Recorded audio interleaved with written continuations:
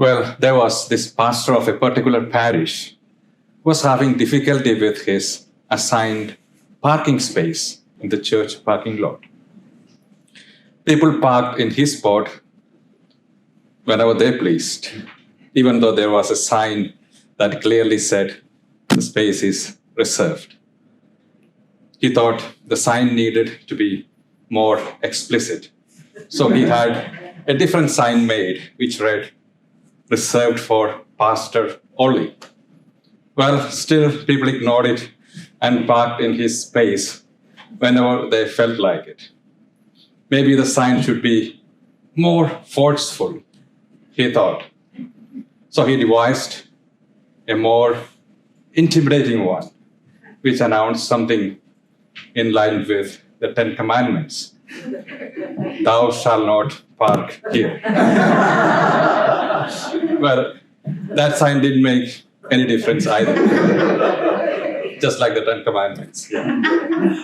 Finally, he hit upon the words that worked.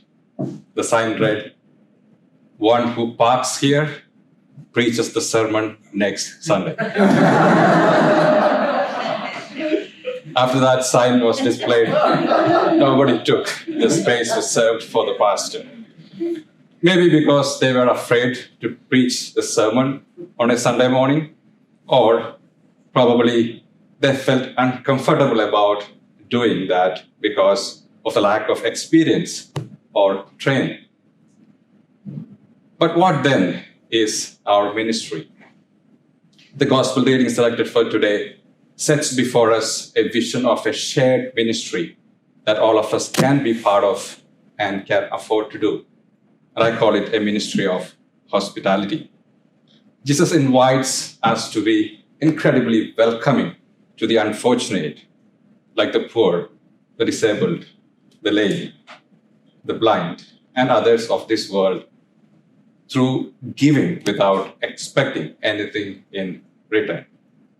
For it is only by giving freely that one grows as a person.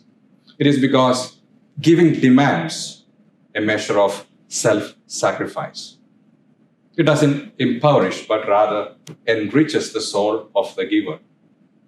And giving springs from a heart full of mercy and compassion. Remember, God loved us first, and our love is a response of gratitude to this great mercy and kindness towards us. We cannot outgive God in his generosity towards us. And this is true generosity, and generosity is hospitality. It is because generosity and hospitality go hand in hand, and one cannot separate one from the other. And when we are hospitable, we are compassionate. And when we lack compassion, we do not see others where they are hurt or where they lack. We are to be gentle and compassionate. And if we are not mutually forgiving, we lack the essential compassion to invite others in and show them genuine, undeserved friendship. For God loved us while we were still sinners. And there is a saying that goes, don't meet their gaze when giving.